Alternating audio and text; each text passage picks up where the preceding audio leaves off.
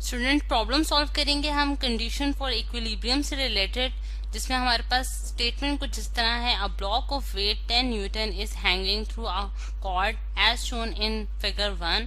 Find the tension in the cord. अब आपने find out करना है स्टूडेंट्स के टेंशन फाइंड आउट करनी है। आप इसका डाटा पहले बना लेते हैं, फिर उसके बाद हमारे पास चीज़ें जो है वो काफ़ी क्लियर हो जाती हैं स्टूडेंट्स। डाटा जो हमने इस स्टेटमेंट से निकाला है वो हमारे पास कुछ ये है कि हमारे पास एक ब्लॉक है जिसका वेट हमें गिवन है जो कि हमारे पास 10 न्यूटन है, ठीक है। और उसको एक आपने हैंग किया हुआ है, एक आपने एक रस्सी है, एक कॉर्ड है, ठीक है। और फिर उसके बाद आपने क्या किया है कि आपने उसके अंदर जो टेंशन है यानी कि खिंचाव जो आप जिसे हम कहते हैं उर्दू जुबान में, वो आपने फाइंड आउट करना है उस रस्सी के अंदर या उस कॉर्ड के अंदर, ठीक है। अब टेंशन टी से अगर हम उसे डिनोट करें तो वो हमने फाइंड आउट करनी है, वो हमारे लिए अननोन है। अब स्टूडेंट्स टेंशन जो है, अब सबसे पहले हम फिगर पे जाते हैं दोबारा। ये फिगर 1 है स्टूडेंट्स हमारे पास। अब फिगर 1 में अब मैं इनको लेबल करने चाहती हूँ कि अगर ये जो मेरे पास ब्लॉक है जिसका हम कहते हैं कि वेट जो होगा वो उसके सेंटर पॉइंट से हमेशा डाउनवर्ड डायरेक्शन में एक्ट करता है और उसकी जो डायरेक्शन होती है वो towards the centre of the earth होती है। जैसे मैं डब्ल्यू से डिनोट किया तो हम उसके जो उसका फॉर्मूला है वो हमारे पास mg होता है, यानी कि mass multiply by acceleration due to gravity, ठीक है। और टेंशन जो होती है वो स्टूडेंट्स हमारे पास जो स्ट्रिंग में या रूप में जो होगी वो हमेशा इसके ऑपोजिट डायरेक्शन में एक्ट करी होगी, यानी कि इसके ऑपोजिट डायरेक्शन में जो वेक्टर मैंने बनाया ये हमारे पास बेसिकली टेंशन कहलाएगा, जो कि स्ट्रिंग या फिर रूप में जो है वो एग्जिस्ट करेगी, ठीक। इससे तो हमें इसकी डायरेक्शन का पता चल गया कि इसकी क्या होगी डायरेक्शन, और फिर उसके बाद हम इसका हमने मैग्नीट्यूड यानी कि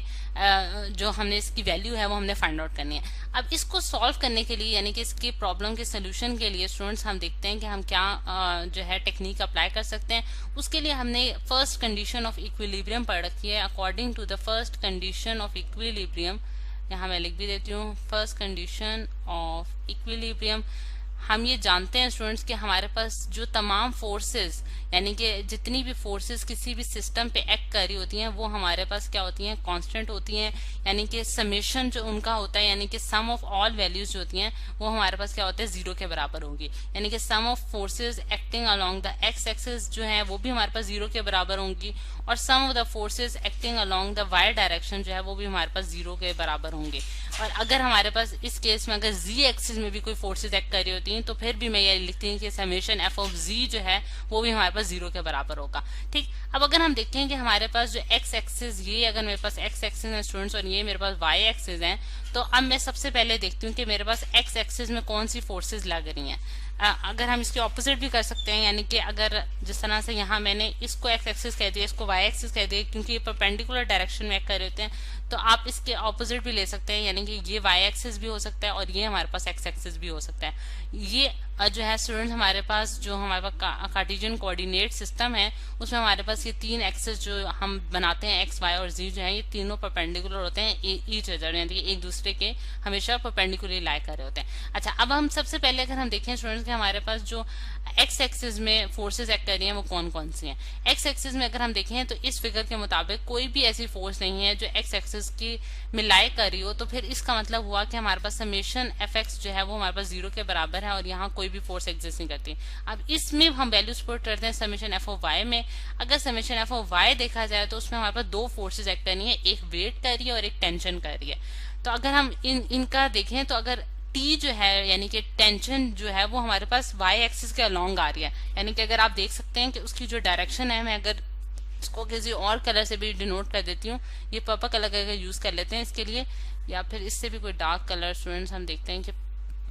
ये अगर हम पिंक कलर यूज करें तो पिंक कलर से आपको ये शो करी है कि जो टेंशन है ये बिल्कुल अलोंग द वाई एक्सिस है। अब अलोंग द वाई एक्सिस जो डायरेक्शन होगी स्टूडेंट्स वो हम पॉजिटिव लेंगे, और अगर नेगेटिव वाई एक्सिस में जाएगी यानी कि माइनस वाई यानी कि नीचे वाली डायरेक्शन में जाएगी तो माइनस वाई एक्सिस कहलाएगा। इसी तरह हमारे पास पॉजिटिव एक्स एक्सिस और नेगेटिव एक्स एक्सिस भी होते हैं। अगर समेशन एफ वाई में हम फोर्सेस को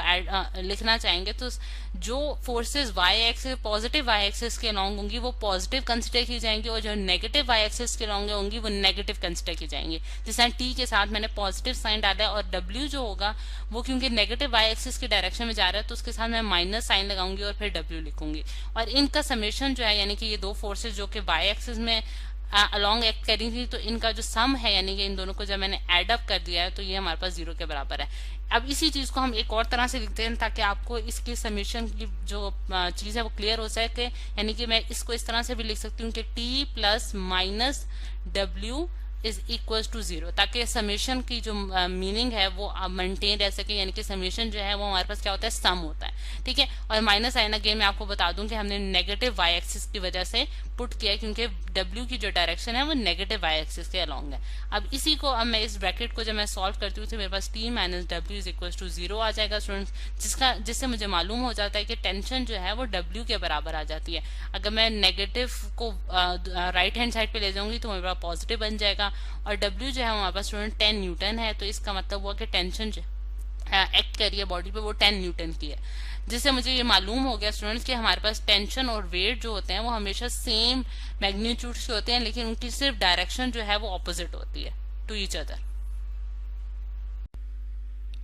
प्रॉब्लम सॉल्व करेंगे स्टूडेंट्स हम कंडीशन फॉर इक्विलिब्रियम से रिलेटेड। ये हमारे पास सेकंड प्रॉब्लम है। हमारे पास स्टेटमेंट कुछ इस तरह students, 2 block of masses 5 kg and 3 kg are suspended by 2 strings as shown. Find the tension in each string. अब फिगर में जैसा कि स्टूडेंट्स आपको 2 ब्लॉक्स दिखाए गए हैं ऑरेंज और ब्लू कलर में, और उनके मैसेज हमें गिवन है 5 kg एंड 3 kg, और उनको हमने एक स्ट्रिंग के जरिए हैंग कर दिया है। और ये हमारे पास एक फिक्स सपोर्ट है, जिसे हम कह सकते हैं कि हमारे पास एक रिजिड बॉडी है, ठीक। और उसमें जो स्ट्रिंग्स में खिंचाव पैदा होगा जिसे हम टेंशन का नाम देते हैं, वो हमने कैलकुलेट करनी है। अब अगर हम देखें स्टूडेंट्स के हमारे पास जो मैसेज होते हैं और वेट जो होता है किसी भी बॉडी का, वो हमारे पास हमेशा सेंटर से जो है वो डाउनवर्ड डायरेक्शन में एक्ट करता है। अगर मैं उसको इन दोनों ब्लॉक्स के लिए शो करूं तो हम किस तरह से देख सकते हैं इनको, कि जिस तरह से यहाँ ब्लू कलर से मैं डाउनवर्ड डायरेक्शन में इसका जो वेट है स्टूडेंट्स वो W1 से मैंने डिनोट कर दिया, और इसका वेट मैंने W2 से डिनोट कर दिया, और ये जो है इनकी direction towards the centre of the earth होती है, ठीक है। अब इस जो वेट की वजह से स्टूडेंट्स जो इसके स्ट्रिंग के अंदर खिंचाव पैदा होगा वो भी इसी तरह हम डिनोट करेंगे T1 और T2, और इनकी जो डायरेक्शन है opposite to the direction of weight act करती है। अब डाटा जो है स्टूडेंट्स हम लिख लेते हैं स्टेटमेंट से, जो चीज़ें हमें गिवन है और जो हमने कैलकुलेट करनी है। हमें मैसेज गिवन है M1 मैथ जो है वो हमारे पास 5 kg का है, और M2 मैथ जो है स्टूडेंट्स वो हमारे पास कितना है 3 kg का है, ठीक। और हमने उनको सस्पेंड कर दिया है बाय 2 स्ट्रिंग्स, और उनके अंदर हमने टेंशन फाइंड आउट करनी है, जिसे मैंने T1 और T2 से डिनोट कर दिया है, और फिगर में भी हमने उसको लेबल कर लिया है। अब अगर स्टूडेंट्स हम देखें कि यहाँ तक हमारा डाटा कंप्लीट हो जाता है। सोल्यूशन के जाने से पहले हम थोड़ा सा फिगर को इस तरह से एक्सप्लेन कर सकते हैं कि अगर आप देखें स्टूडेंट्स की ये वाली जो हमारे पास स्ट्रिंग है, यानी कि ये जो रोप है जिसमें हमने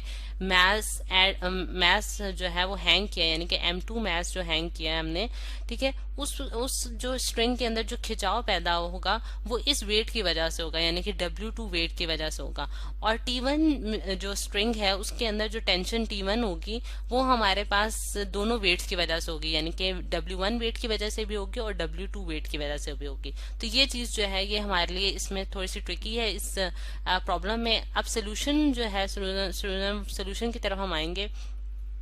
अगर हम देखें स्टूडेंट्स के इस तरह अगर हम प्रॉब्लम्स जिस तरह हम देख रहे हैं कि हमारे पास फोर्सेस एक्ट कर रही हैं, कुछ फोर्सेस जो हैं वो हमारे पास पॉजिटिव